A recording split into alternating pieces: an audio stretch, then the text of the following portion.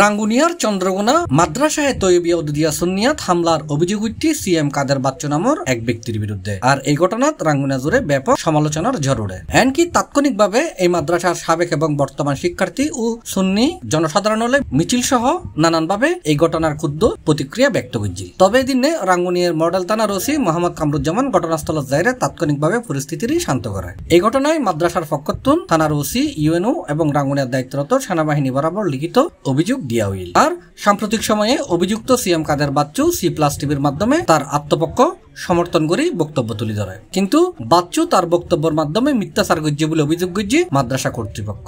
C+ টিভির মাধ্যমে একটা বিবৃতি দিয়েছে। ওই বিবৃতিটা আমরা দেখার পর সে এখানে বলছে যে কি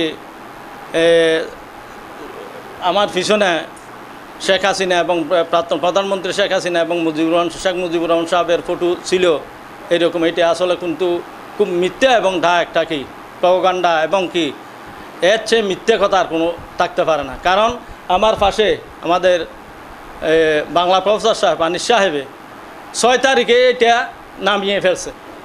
কারণ ওই ছবিটা নামানোর ব্যক্তি হলাম আমি আরও হুজুরের সাথে রাগারাগি করেছি। এতক্ষণ কেন ছবি নামানো হয় নাই?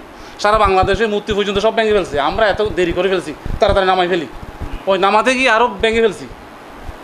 এখন আমাদের আমি এখন দেখলাম, এতদিন দেখি নাই, আমাদের একজন আমাকে দেখাইলো C+ টিভিতে যে উনি অভিযোগ করছেন আমাদের অফিসে কি আছে ওই দিন পর্যন্ত, অর্থাৎ ঘটনার দিন 12 সেপ্টেম্বর পর্যন্ত ছবি ছিল। আসলে সেটা মোটেও সত্য নয়, এটা পুরোটাই একটা মিথ্যা কথা, এটা কিন্তু সত্য নয়। আসলে এই মাদ্রাসানি যারাই রাজনীতি করতে চায় তারা আসলে তাদের জন্য আগামীতে এটা শুভ হবে না। তো মাদ্রাসানিকে রাজনীতি করার দরকার নাই। আপনার মাদ্রাসানি রাজনীতি করবেন, এটা হুজুর কাবলা প্রতিষ্ঠান। হুজুর কাবলা এখানে রাজনীতি করতে আসেন নাই, আমাদের বাংলাদেশের মানুষকে সুন্নিয়তের শিক্ষা দেওয়ার জন্য এসেছে। আমরাই সেই আশায় আছি, সেই উদ্দেশ্যে আমরাও আছি, আমাদের মাদ্রাসা শিক্ষকরাও আছেন, ছাত্ররাও আছেন। আশা করি সকল বিভ্রান্তির অবসান হবে।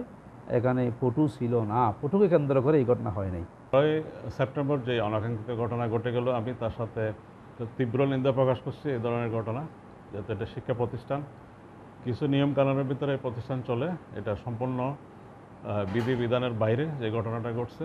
তারপরে প্রশাসন যেটা সম্পূর্ণ তারা এটা তদন্ত করবেন, প্রশাসন যে নিয়মে যাবেন আমরা সেভাবে সমর্থন করব।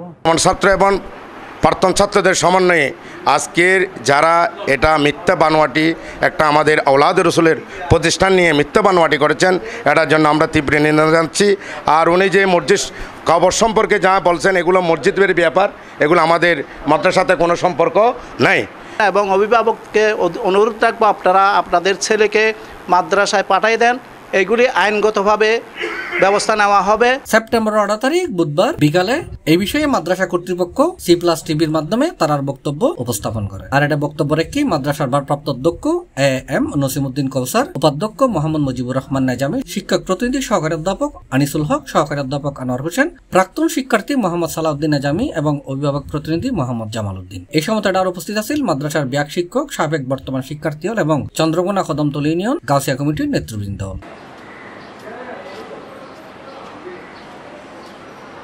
C+ চট্টগ্রাম।